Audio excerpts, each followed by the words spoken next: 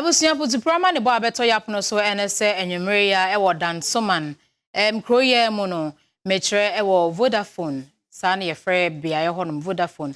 na ehyen bia ne registration number na GJ167-21 na ohyenkani ni chiremu a ne break no na tito mu anase yebeka se break no na faili na ode no nkakra ode ekwohye suto obi a na esaso ewo kwan ne so honom na nyame adom obi ani ho a opraye obi ani ho a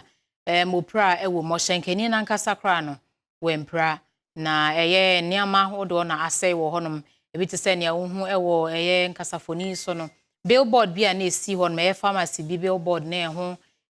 na adwiri egu na hyen so na esi ho no na senia mama traffic aba ho no maniti yesre wa wonam sa kwan ne so no wa wonam Dansoman grandma kuku photo edi wani chiremu ewo polyclinic anase first stop no yesre na wa ye ahweye ewo sa kwan ne so de amaye ebia na obi nso nam kwan ne so a wonim sa nipa na